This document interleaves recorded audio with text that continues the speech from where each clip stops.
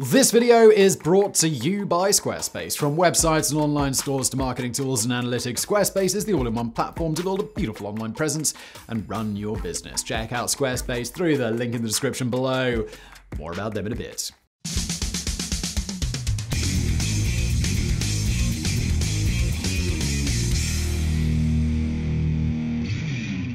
For 4.5 billion years, the moon stood silent and watchful over the Earth. Then, on the 20th of July 1969, Neil Armstrong took his legendary first step onto the lunar surface and broke that silence by uttering those immortal words, "That's one small step for man, one giant leap for mankind." Then on December the 14th, 1971, Eugene Cernan spoke the last words ever said by a man on the moon. "Let's get this mother out of here." Far less poetic and only slightly more grammatically correct. Once again, the moon fell silent, unburdened by the politics of those that inhabit the planet 1.3 light seconds away. But not for long. You see, just over 60 years later, not even a blink of the eye to the moon, another rocket sets off once again to return humans to the moon, and this time, put them there to stay.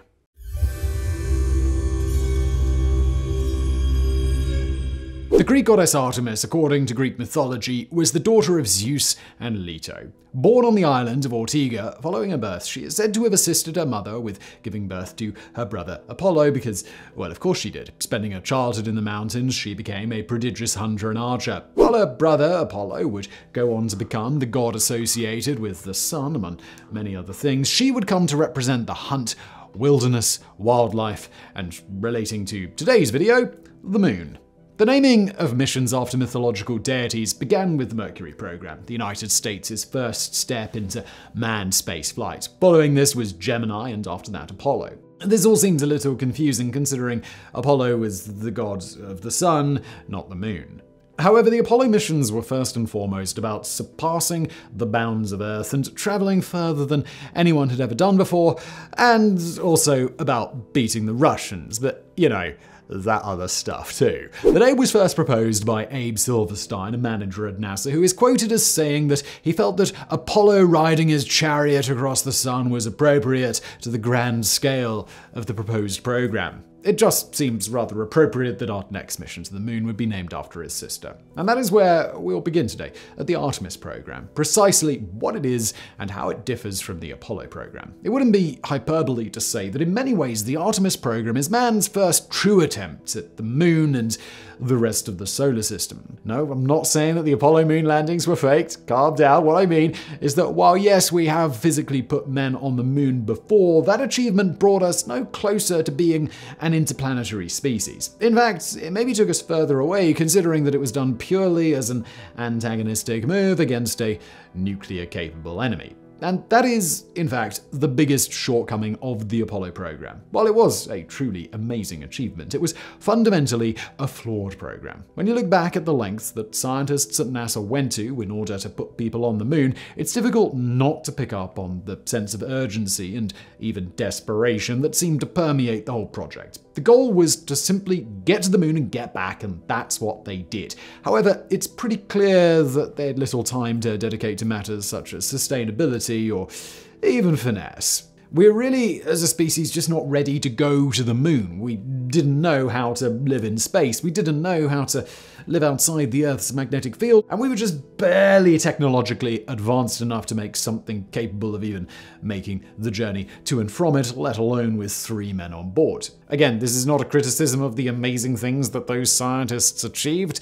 It's just a criticism of the program itself. And more than that, it's an illustration of the fact that just because we can do something, it doesn't necessarily mean that we should. Today, however, things are very different. Artemis is going to exemplify just how much we can achieve when we all work together and when we do it for the right reasons. It's going to be sustainable, safer for all of those involved, using the best minds from across the world to truly bring humanity into the space age. This is an enormous project that will likely take well over a decade to complete construction on. It would really take 10 videos for us to cover every facet of this program in detail, so in order to make it possible to save this video becoming 15 hours long, we've cut it down to just some of the most interesting and radical things that hope to be achieved by the end of the project. And we'll start with how they plan to get there.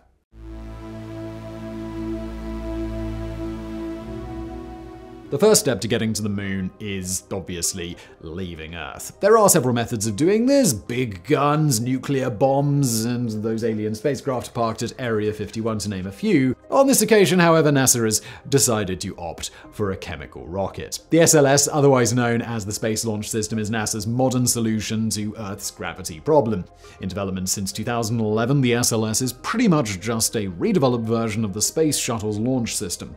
If you look at the two of them side by side, you would probably be able to see the similarities. That's not to say that the SLS is cutting corners. Equipped with two 5-segment solid rocket boosters collectively capable of producing 32 meganewtons of thrust in a vacuum, the main body is split into 3 stages: the first, second, and upper stage. The first stage is the stage we'll see on the launch pad, and it makes up 65 meters of the entire 111-meter long body. This is by far the most powerful and dramatic stage, with 4 RS-25D/E rocket engines producing a total of 9.1 meganewtons of thrust in a vacuum. Combined with those 2 booster rockets, you've got the most powerful rocket to ever launch. This stage will carry the payload out of the atmosphere and into low Earth orbit. The second stage uses a single RL-10B engine, which produces a relatively small 110 kilonewtons of thrust. Not a lot when compared to the monstrous amount of thrust produced by the first stage, but this is still more than enough to put this module on a trajectory for the moon. In fact, the difference between these 2 stages serves as a good way of illustrating just how much energy is required to get out of Earth's gravity well. To give you an idea, getting the object from the launch pad to low Earth orbit burns roughly 890 tons of liquid rocket fuel and 1,000 tons of booster fuel, and that takes it to a height of about 350 kilometers. The second stage takes the module from low Earth orbit to the moon, a distance of 384,000 kilometers, and it does it with just 25 tons of fuel. And this is a fairly good illustration of just how difficult it is for us to leave the bloody Earth. And we'll say, just hold on to that idea, because it's going to become relevant in a moment. Now, moving on, once activated, the second stage will carry out an orbital insertion burn before then carrying out a translunar injection burn, putting the spacecraft on a trajectory for the moon. This is known as the Hoffman transfer orbit, and it's the most efficient way that something can transfer from one orbit to another. This will involve going through the infamous Van Allen belts, which, if you've not heard of them, are a belt of highly charged solar particles that are held by the Earth's magnetic field. It was originally thought that these would be too dangerous for humans to pass through, a fact that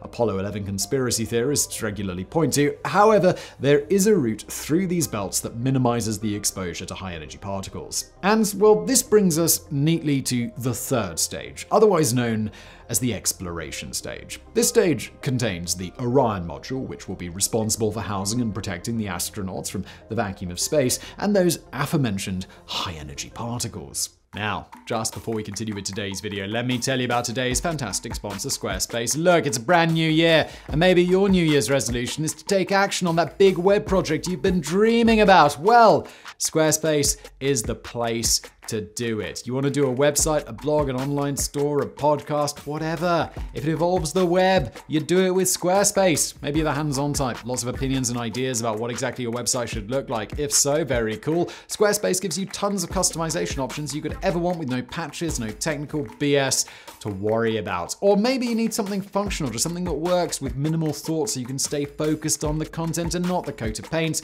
Well, just use one of their quick, beautiful templates to make a website that looks like it was made just for you, but it's all based off a beautiful template. And when you're done setting up your website, locking in the name, playing with the colors, there are tons of extra features that you can utilize. Email campaigns, patronage portals, social integrations, member-only areas, analytics, commercial options, 24/7 customer support. Everything you need is in one place. So when you're ready to get started on the next project of yours, big or small, if it involves a website, it's got to be with Squarespace. Go to squarespace.com for a free trial, and when you're ready to launch, go to squarespace.com/megaprojects, and you'll save 10% off your first purchase of a website or a domain. And back to today's video.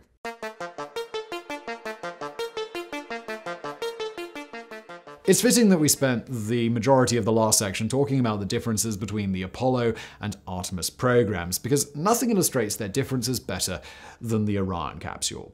This has been designed with far greater focus on crew safety and mission longevity. In a few words, the Orion will be the main method of ferrying humans to and from the moon for the foreseeable future. It fits 4 to 6 astronauts into 20 cubic meters of space, and if that sounds like rather cramped conditions, just remember that the Apollo module fit 3 astronauts in just 6.2 cubic meters. The Orion capsule will consist of 3 constituent parts: the crew module, the European service module, and the launch abort system. The crew module is predictably the place where the crew will be spending most of their time, and is the only part of the 3 that will be returning to Earth at the end of the mission. This means it must be capable of re-entry, which calls for a heat shield. For this, NASA has decided upon an Avcoat ablator system, the same system used on the Apollo missions and early iterations of the Space Shuttle. During the days of the Constellation Program, the program that preceded Artemis, NASA released a request for proposal for what was to become the Orion capsule. Several proposals were put forward by the likes of Boeing, Lockheed Martin, and Northrop Grumman,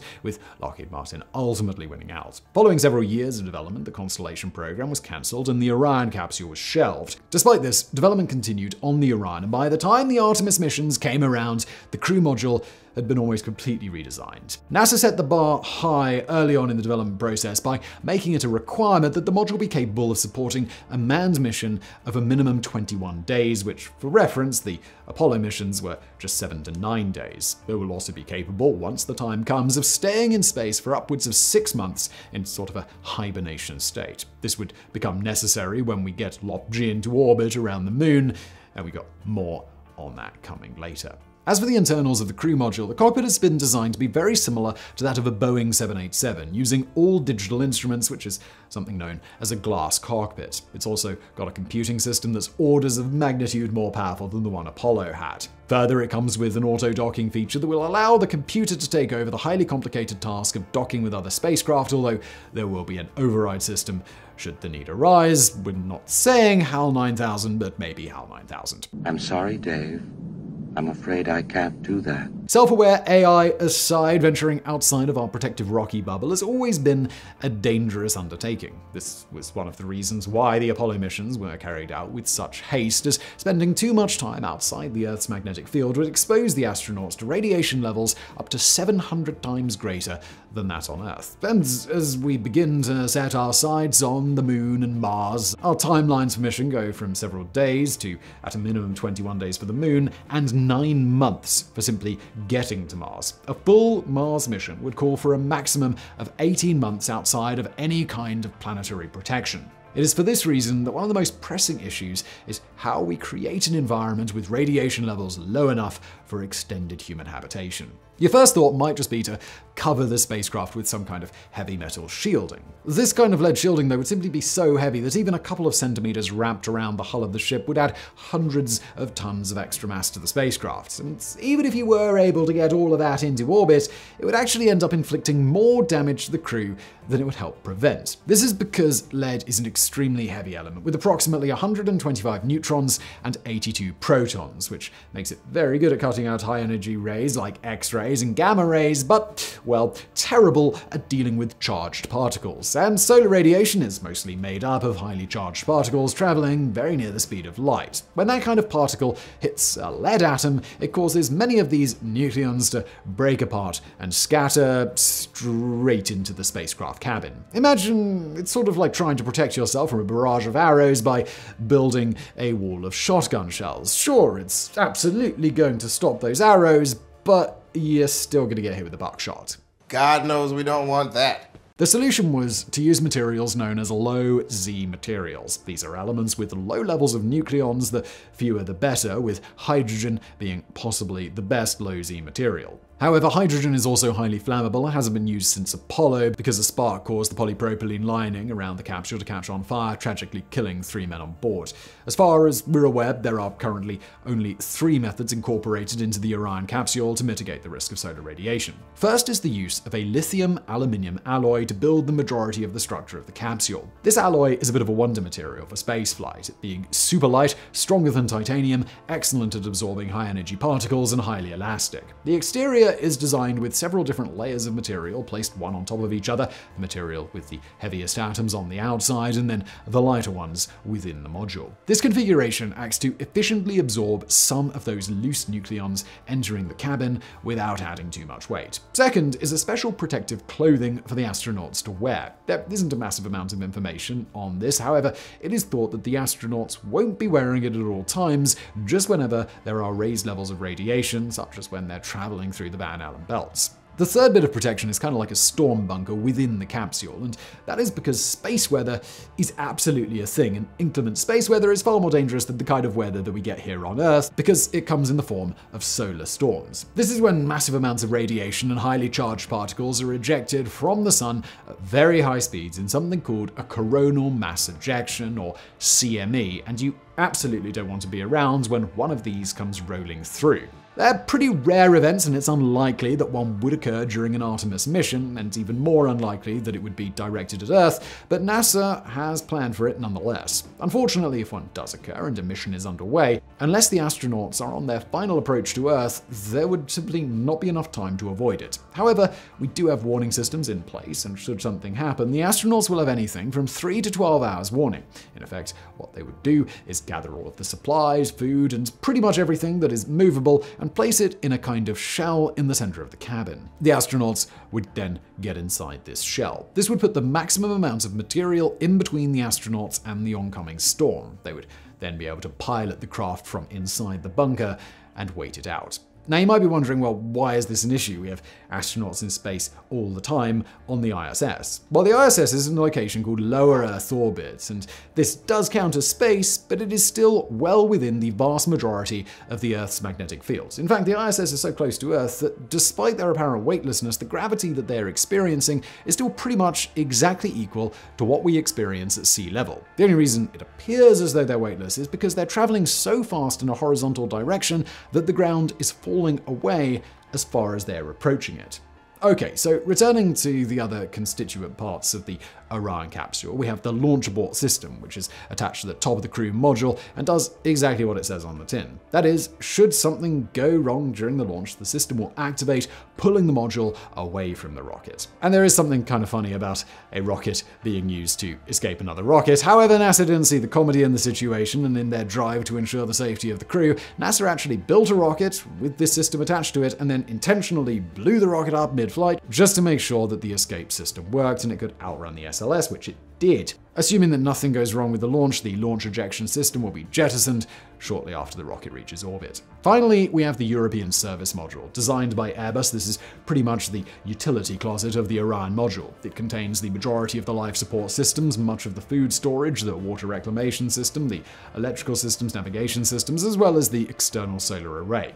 This module has also been equipped with 4 RL-10C engines, which will produce a combined 440 kilonewtons of thrust, easily enough to allow for landing and return to Earth. This system will be detached from the crew module upon final approach to Earth, where it will burn up in Earth's atmosphere. The SLS is a highly impressive bit of engineering, but it was mostly designed and created by NASA, with little input from other nations and companies, much like the Saturn V rocket. The Orion, on the other hand, was the result of a collaboration among many different contractors and space agencies from around the world.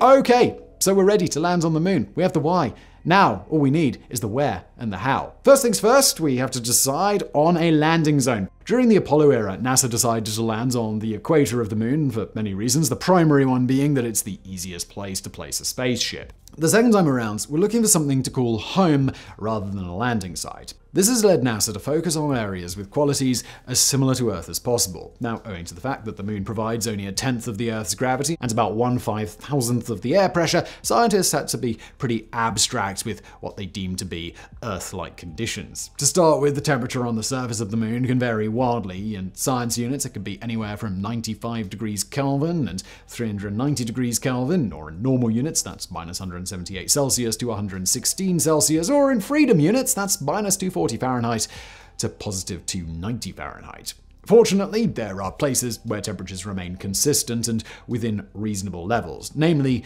the lunar poles. In a rather fortuitous turn of events, ice has also been found at said poles, which is a requirement if humans are ever to establish any long-term settlements on the moon. NASA has said that Shackleton Crater on the south pole of the moon is currently our top pick for a lunar landing site. This crater was formed roughly 3.8 billion years ago and has a diameter of about 21 kilometers. These ridges of the crater are illuminated for about 80 to 90% of the lunar cycle, meaning that solar panels installed on the ridge can provide a plentiful and stable flow of electricity. The peaks of the crater rim are near constant light and have received the rather incredible name Peaks of Eternal Light. We don't know who decided on this name, but well, hats off to you.